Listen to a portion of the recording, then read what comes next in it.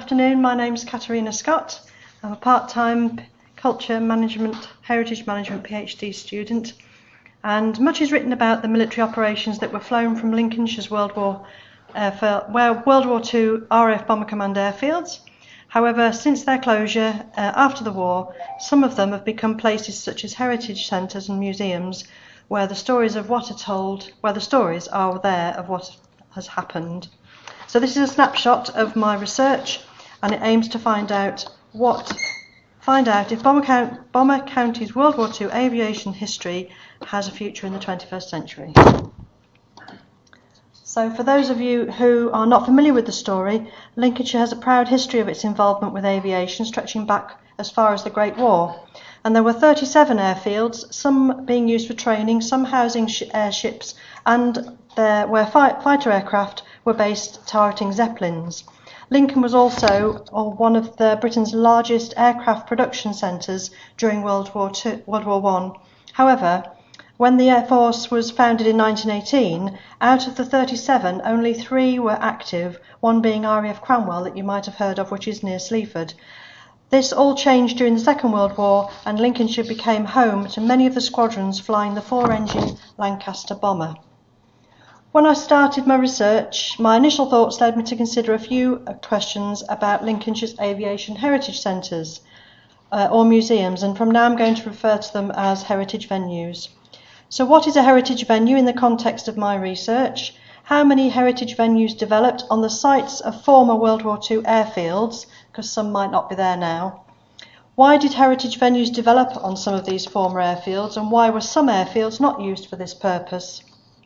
What motivated, influenced and challenged the founders and organisers of those heritage venues, and what can we learn from those founders which might help these heritage venues to survive and continue to thrive deep into the 21st century, particularly after living memory has gone? Some information about the emergence of Lincolnshire's airfield-based heritage venues can be found in documents. So, for example, promotional leaflets, booklets and airfield trails produced by local councils, also minutes of the meetings held by organisations that managed and developed these venues, as well as correspondence between founders and committees, and newsletters of friends groups, plus articles in magazines and newspapers. Some of the documents seen so far have been developed piecemeal by different councils. Lincolnshire County Council did have an aviation heritage department, but that ended as the pandemic started. I've not found a comprehensive leaflet or website that covers all of Lincolnshire's airfield-based heritage centres or venues. Participants are involved in my research, and I use a set of themes in unstructured interviews.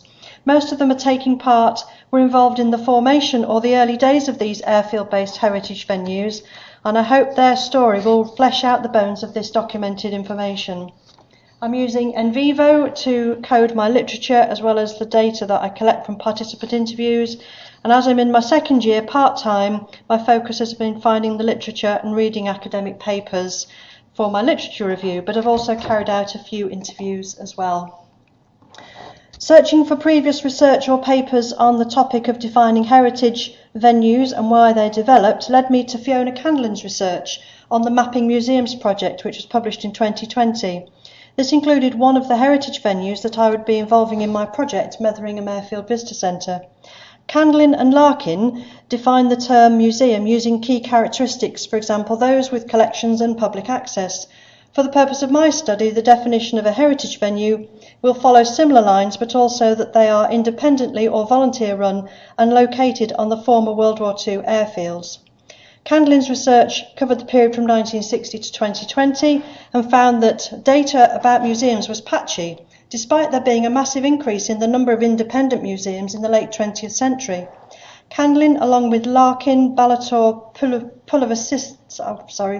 I can't pronounce that person's name, found that due to the professionalisation of the museum sector in the 1990s, smaller and independent museums begin to be erased from the official records. This means I will need to take that into consideration when searching for documentary evidence. Julian Carr, writing in 2012, says that our principal mode for understanding the past is now shaped through commemoration and memorialisation.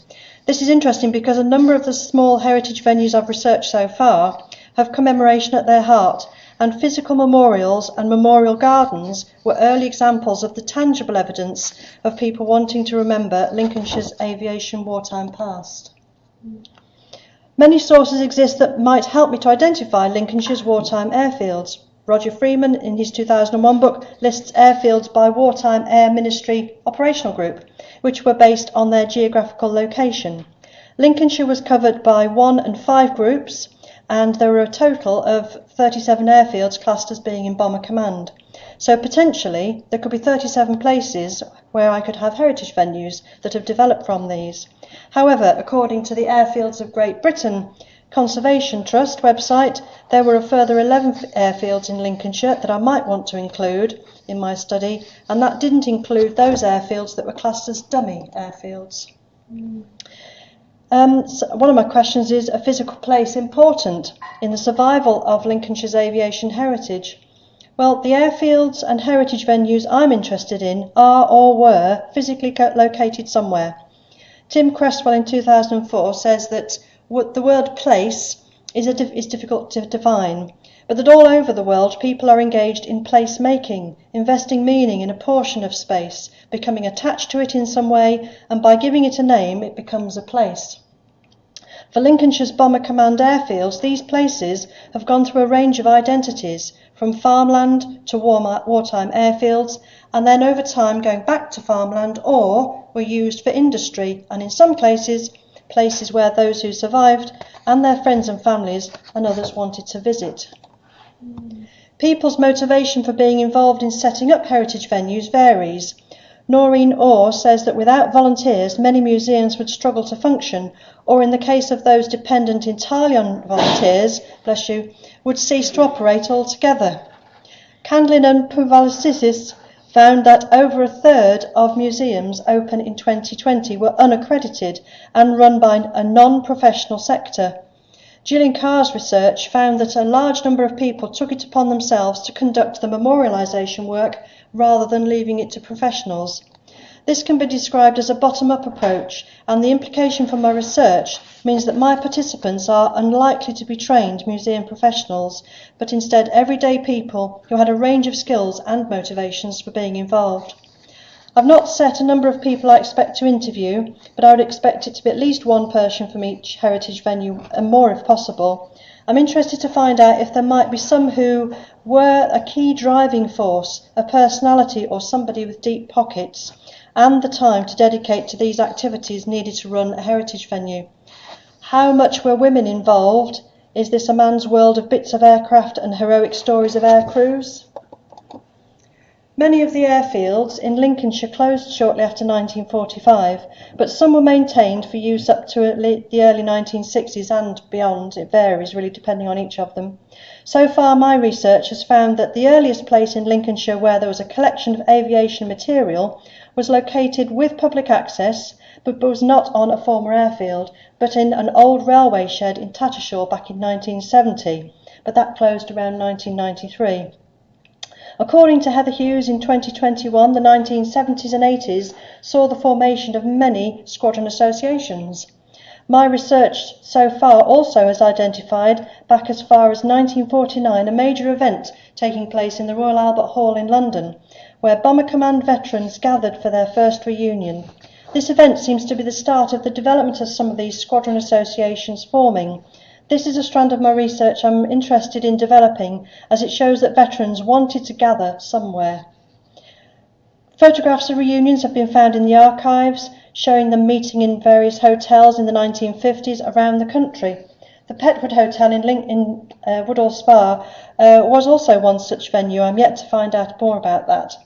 The newsletters that some of these squadron associations produced are useful for charting the progression from meeting at a venue with little or no connection to their wartime experiences to holding their reunions at airfield-based heritage venues.